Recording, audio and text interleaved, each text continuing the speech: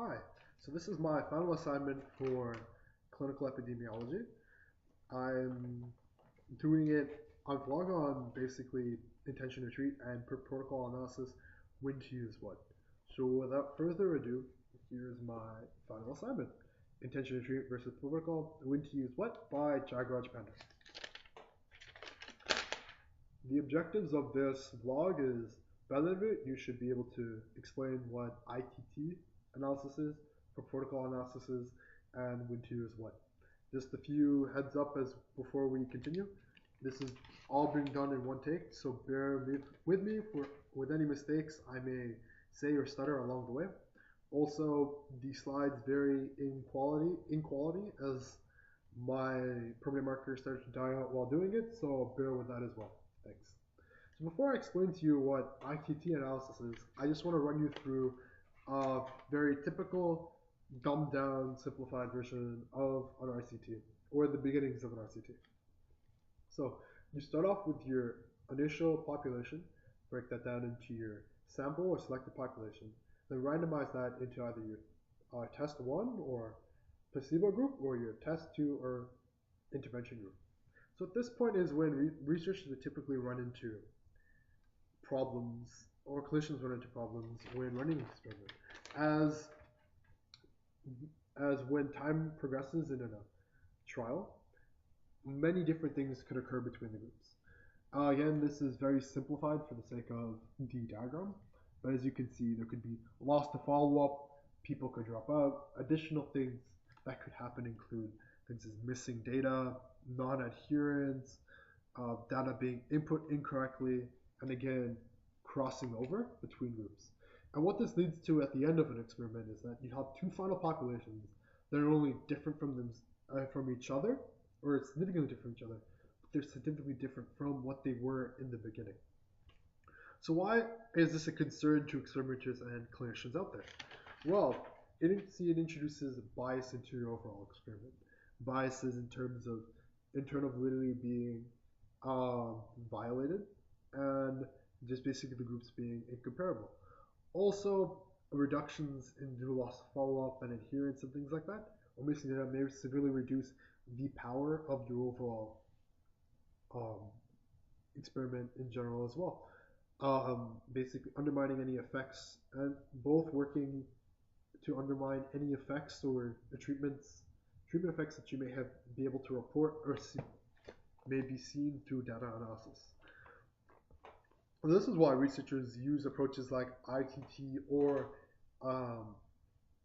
per protocol analysis, as it's methods of basically standardizing for these effects right off the bat, which make it easier for clinicians and data analyzers to use and analyze data with it. They know they're correcting or controlling, at least for some of these effects, right off the bat.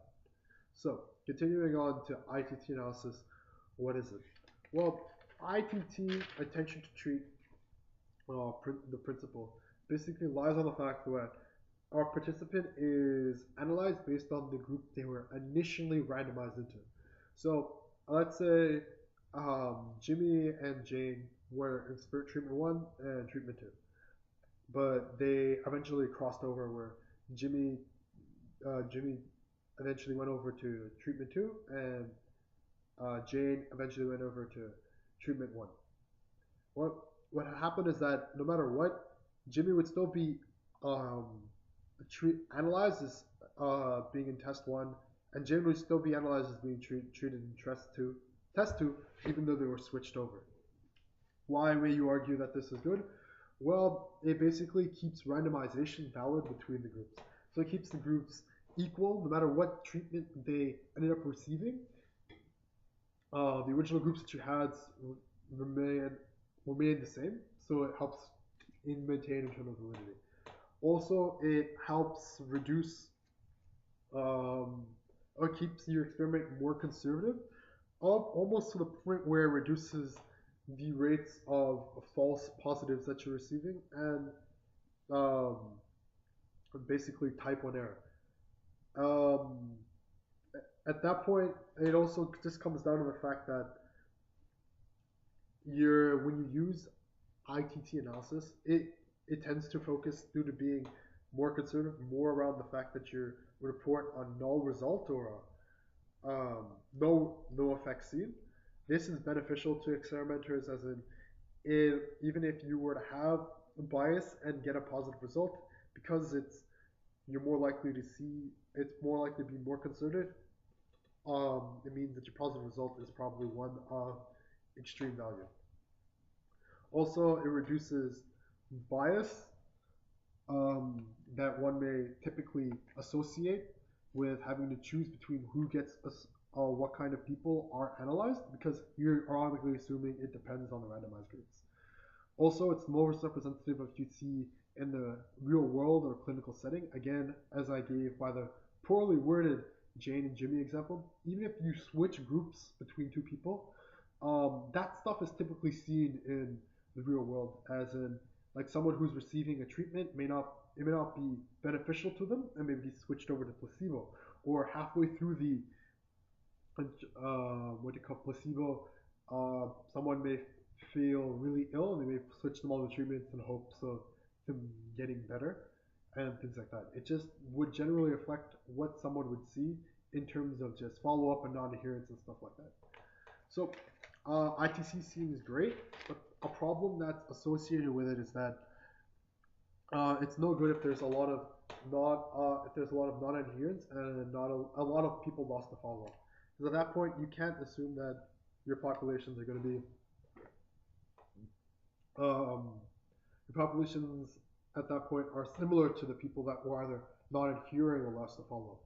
Like you could do the ITT or analysis for both of them, but at that point, you can't assume that the people that you lost to follow up or didn't adhere are actually reflectable to that in your ITT analysis. So basically makes them equivalent to per person at that point.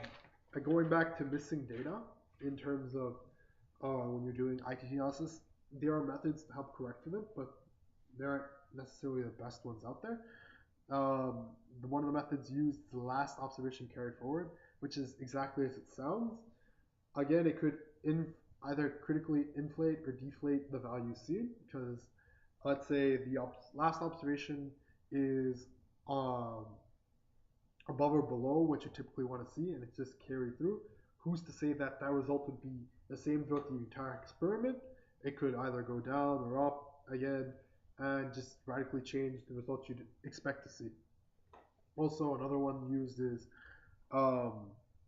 multiple imputation methods, which is basically researchers will research and create multiple data sets or imputations of what they typically think the missing data should look like in terms of variability and everything. It isn't necessarily a guess, it's well researched, but no matter how well it's done, it won't necessarily or can reflect what you'd typically expect to see in terms of your actual missing data. So now moving on to per protocol. What is it? It's basically what is per protocol? The groups are basically measured in terms of the type of treatment they received, where at the very end. So it doesn't matter if you were lost to follow up or anything, only people that are measured are the people that made to the end and they stuck to the original groups that were done.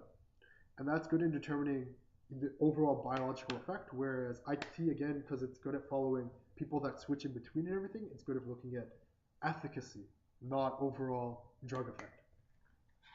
Again, because of per person doesn't include any protocol doesn't include any people that are missing or anything. It's only good for people that completely adhere, people that may cross over or switch out, aren't typically able to relate that well to per protocol analysis. Also, it's less conservative. Even if you were to, it's good at estimating drug effect, because you're not including people who are lost to follow up, who are these are more people who are most likely to see the negative effects. So you can't argue that the drug effect is as applicable as, let's say, a method that would include that kind of population.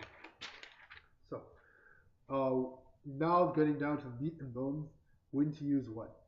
So JAMA suggests it's try to use ITT when possible over per protocol, and to maximize it by maximizing adherence and minimizing follow-up. The JAMA guidelines, although useful, are very vague and don't actually tell you when you can or cannot use ITT protocol. So I went out and did some additional research in terms of most likely you'd be able to see ITT or per protocol used in terms of RCTs because you need randomization there for ITT in the first place. And I looked at it in terms of superiority in non-inferiority and equivalent studies. Sorry for not zooming up on this earlier. So I looked at two studies. I looked at Saha 2011 and Das Gupta, Lawson, and Wilson 2010. And they suggest that for superiority studies, ITT only be used, and that's mostly because it's less biased and more conservative. It says you can use per protocol in conjunction, but it's mostly looking at ITT. That's just because a lot of the weaknesses seen in ITT would essentially make a study that has the same weaknesses in superiority with the same weaknesses be null anyway. So ITT tends to be the more preferred. Well, look, additional studies go on to suggest that for non-inferiority and equivalence, ITT plus per protocol should be used in conjunction and should only be really considered valid if they both show the same result. Also, when you use both, try to report the one that's the least positive result, as it helps make it more conservative. What do you mean by that? Well, if you're using the least positive, you're looking at the one that's the least positive.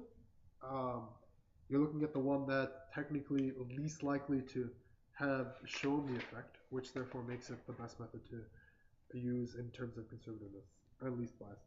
So in conclusion, ITT, it's good to use. It's less biased, most conservative, but you got to be aware of the follow-up and adherence issues. Per protocol is more biased and less conservative, but it's good at finding out overall drug effects, while ITT is focused more on, can help you focus your analysis on drug efficacy. Bringing it back to pharmaceutical studies, you could argue that ITT would be good at a trial 3 phase, and in conjunction with per protocol, where per protocol may be something that's used early on in like stage 2 or phase 2. Overall, just to summarize what you typically see in RCTs, it'd be good to remember, always stick to ITT whenever possible. You can use it with per protocol as well, but ITT is probably the most preferred because of, again, it's least biased and more conservative. You just gotta be aware of its weaknesses when starting off with it. Okay, thank you very much for paying attention. I bid you adieu, and I hope you learned a lot from this experience. Or experience this long. Oh man. Okay, thanks. Bye.